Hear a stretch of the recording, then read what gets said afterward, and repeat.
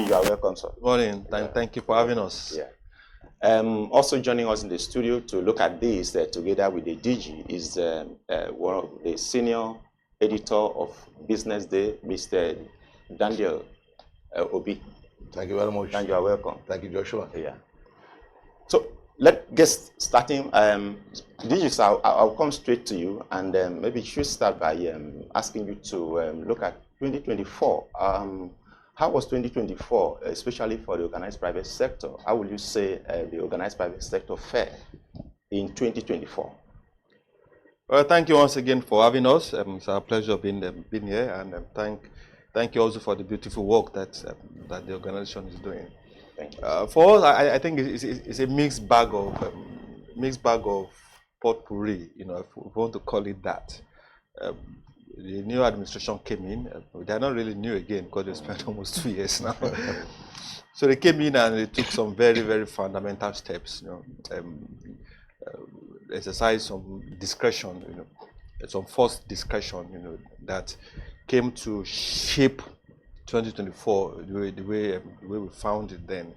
And key amongst them that you all know is the issue of subsidy removal, which changed the dynamics across board. And then the forex, removing the dual market rate on forex and allowing the market to play its role, even though it's still a guided free market, And those two issues created a lot of ripples. While we acknowledge the fact that the administration met quite a bit of the situation was a bit bad, in the context of what was found on ground. Subsidy was already removed, and there was no provision for subsidy before the last administration left. At least up to any time from mid-year, there was no provision for subsidy. Our debt service ratio, the last administration confessed that we are spending over 90%, over 95% to service debt. A lot of money was printed, trillions of money was printed, so that gave us a false sense of safety as a country. Meanwhile, we've dug ourselves deeply in a hole. So, and they say once you find yourself in a hole, the first thing you do is to stop digging. So once you stop digging, it doesn't mean that you're out of the hole. You have to stop digging, then you have to find pebbles, you have to find gravel to fill back the hole. While you are making progress, but the progress you are making is not going to be visible. But until you get yourself back to zero level, then that's when the progress, what it seems as visible progress, we start coming. So 2024 interest rate was high, double digit. We still struggle with double digit. Inflation was where we all found it, which also hit directly at the heart of business.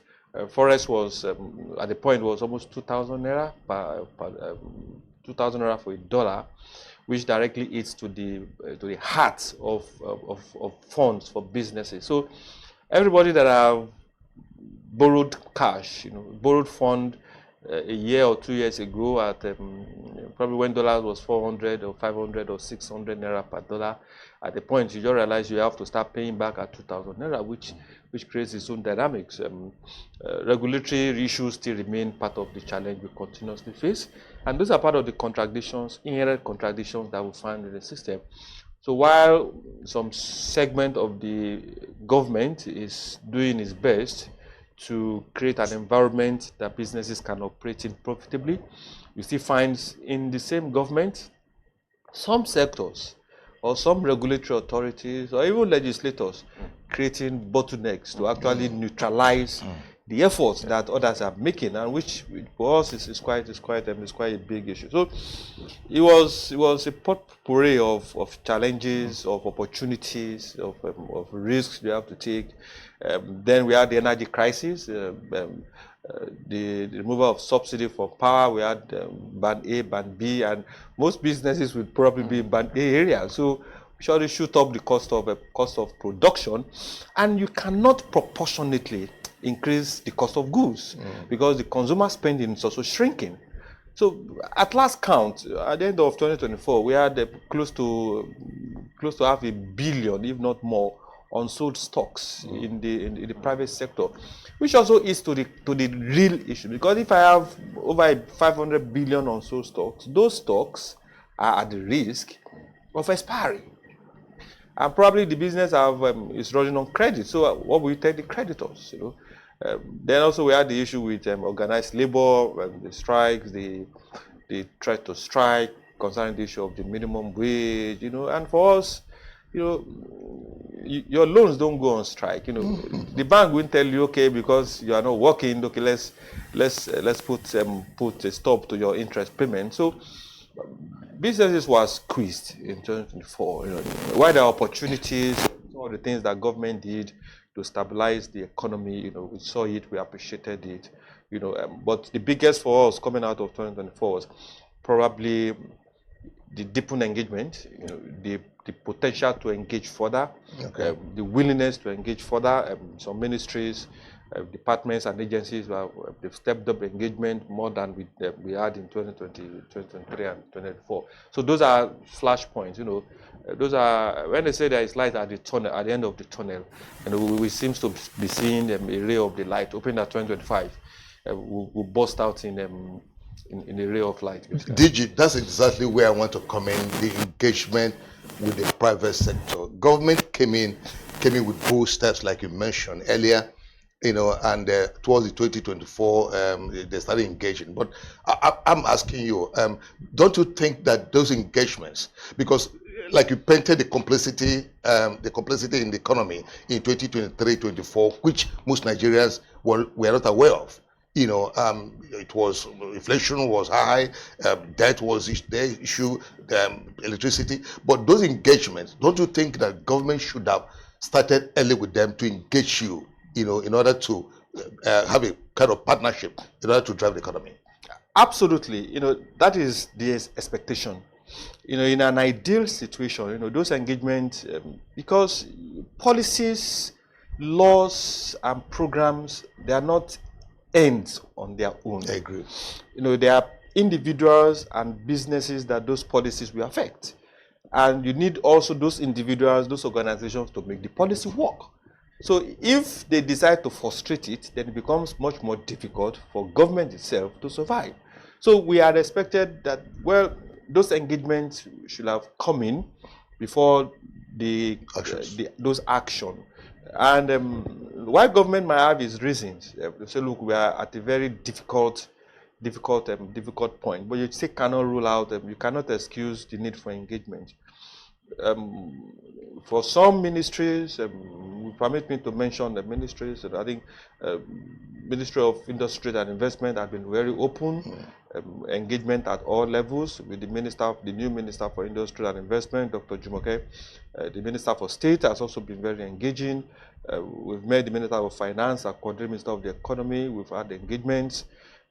We've had engagement with some agencies that are also aligning to the need for organized private sector to drive the economy. Yes. If you talk of GDP growth, it boils down to how well the organized private sector is doing. If you talk of job creation, it boils down to how well the private sector is doing. If you take the private sector out of the whole equation, then we'll find ourselves in crisis.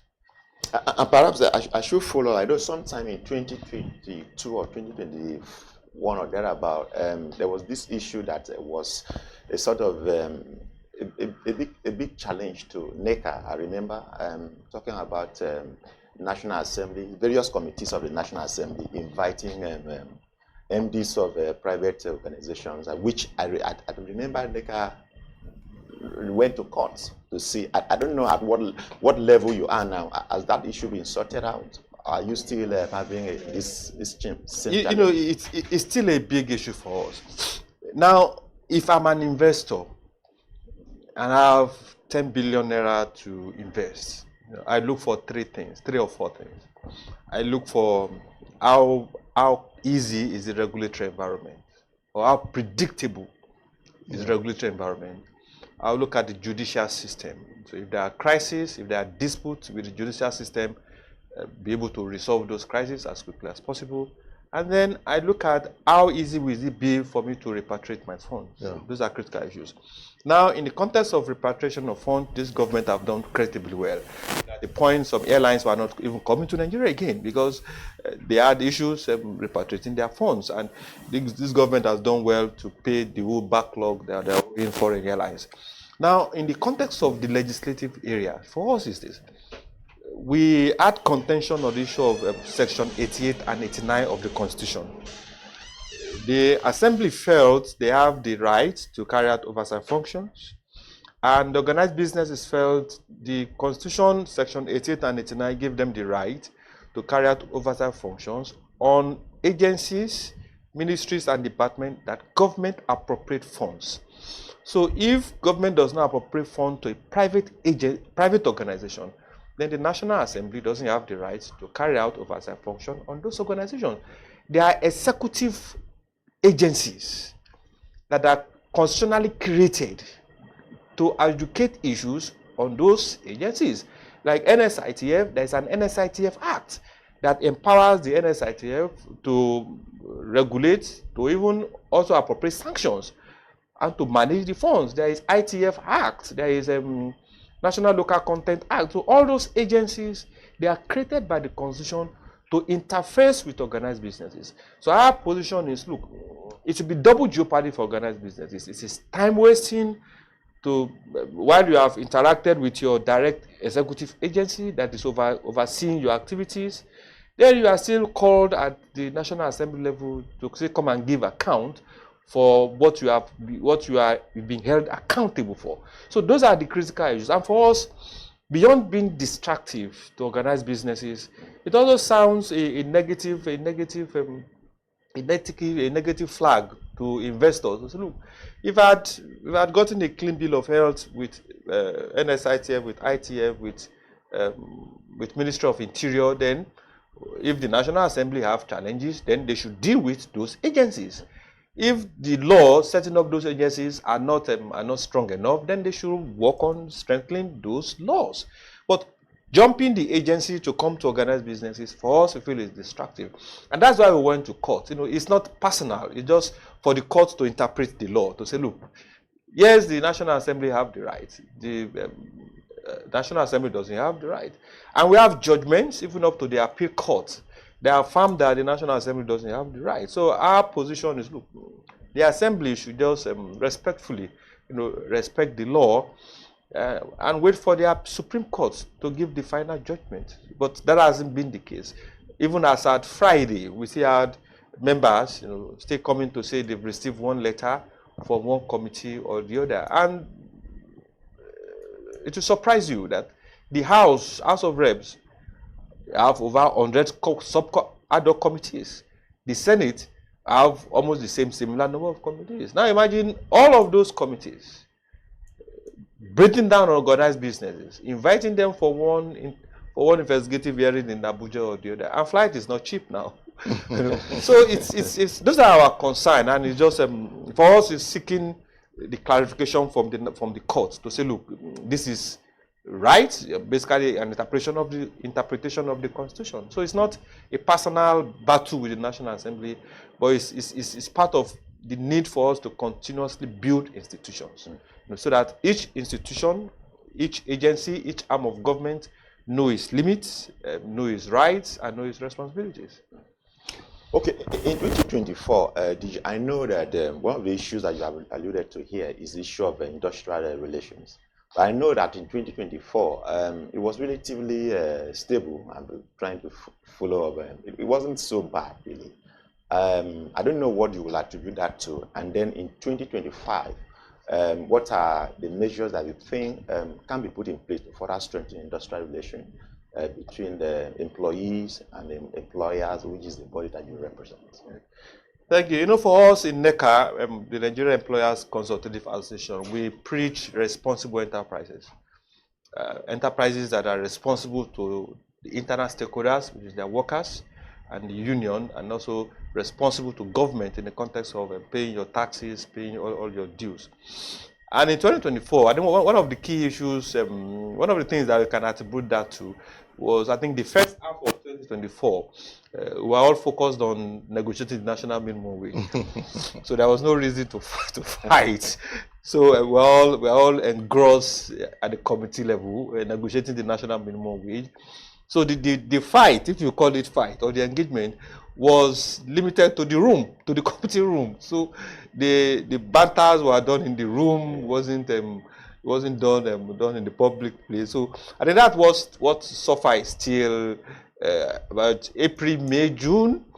Around June thereabout, our colleagues in the union started the issue of putting pressure on government to implement the minimum wage, and that created some level of distortion in the business. But we keep engaging basically, and if you remember, even before the government made this pronouncement, the organized private sector had gone ahead to give some level of support directly and indirectly to their member companies. We have organizations that came up with the hybrid form of work so that they can reduce pressure on their staff because of the high cost of energy and high cost of transportation. We have businesses that also started giving their employees products, just to cushion the effect of we have employers that have even increased salaries without the prompting of the union. So we had responded responsively to the challenges of the employee. So it wasn't more of crisis in the private sector. So the focus was basically in the public sector, where government was not doing much, and when government also signed the issue of wage awards, it was also difficult for government at a point to honor the issue of wage awards. So, but we continue to engage the union at the back. We continue to preach the issue of less social dialogue, let it reign in this context of our engagement. Because if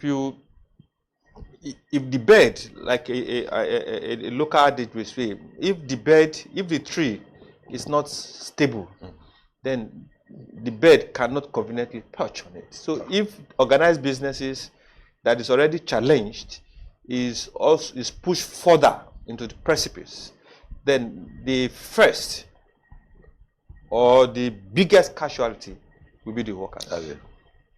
All right, DJ, come in here. You're talking about pillars of driving the economy, which you started earlier, and I think I underscored that, both macro and micro pillars. Again, you didn't talk about insecurity. It appears it is, but again, is that where are we? Because we are hearing. I'm going to ask two-pronged questions here. Where are we on FDI? Looking at those pillars, insecurity. Look at inflation. Look at interest rate. Where are we in FDIs? In coming into the country, because we are hearing different figures, to drive down the unemployment rate, which you represent. Again, is inflation is high at 34%. It has really pushed some of us down the ladder. Many Nigerians even the 70,000 minimum wage cannot take them home anymore.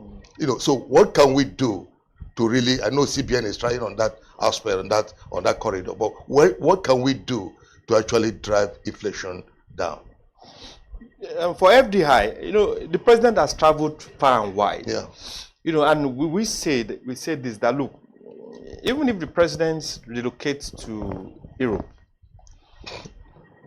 every investor is a rational investor. Agree. And capital will go to an environment where it can maximize profit.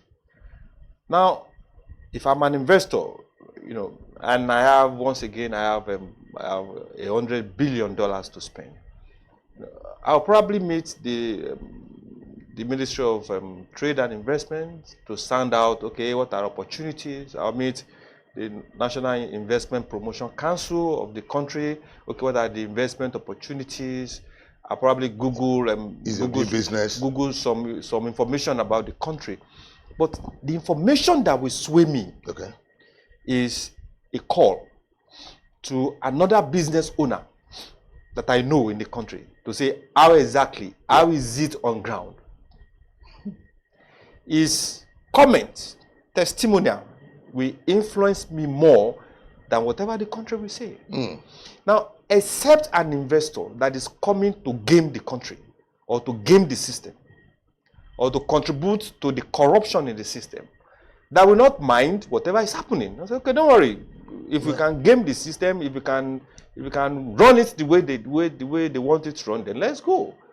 So for us, FDI has not met the expectation of even government.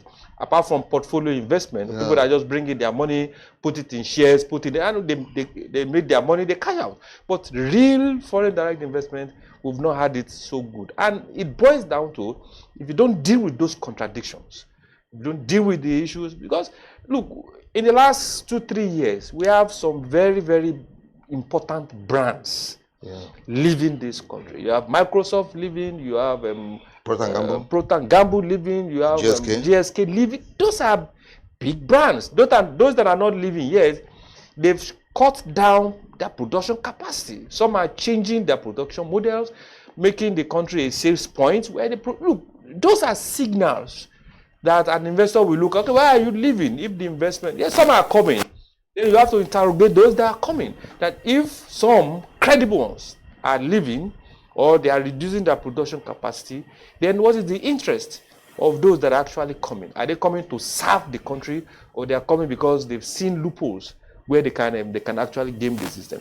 On the issue of inflation, I think it all boils down to simple economics. Because we try to just bring it down to simple economics, so that sometimes we use the grammar to just confuse ourselves. Inflation is general increase in price level, basically. And one of the way to address it, simple economics 101 for us, is just increase your production capacity. Increase production capacity. Once you are producing at a level that you can feed or meet your local needs, then naturally the law of demand and supply will come in and play its part. You mentioned the issue of security. Food inflation. If the farmers cannot go to farm, or if they can farm and they cannot harvest, it naturally, the law of demand and supply comes because demand will naturally upscale supply, which make the price to increase. And generally, all the goods you have, go to the manufacturing, go to the real sector, and you can connect with the challenges that they are facing. So, and those are the big drivers of inflation. If we don't deal with our production capacity, then we are digging more hole for ourselves. And come to think of it, we pride ourselves as the biggest country in Africa. The AFCFTA has come to stay, which is the reality. But we are privy to be in a conversation late last year where the Director General of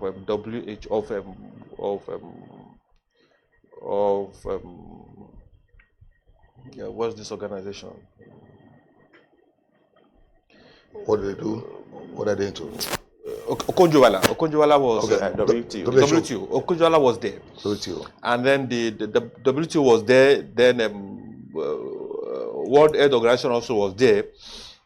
And the conversation was, look, how will Africa itself, or how will Nigeria, because it was distilled down to Nigeria, maximize the benefit of the AFCFTA when some countries, still in Africa, are still subsidizing their production, are still subsidizing the private sector in those countries. So as they subsidize the private sector, that means those private sector, they can produce cheaper than we can produce. So it makes the average cost of our goods higher than a similar product that is also coming to compete within the context of the AFCFTA. So those are the areas that we really need to look at. And the support for the real sector, I think the government need to face it and face it squarely. It is not a palliative that the real sector needs, but we need real support. If we don't call it subsidy, but we need real support to make the real sector to grow, because therein lies the job that we are missing, the productivity that we are missing, the real sector, the GDP growth that we're talking about, they all lies within the context of all these issues.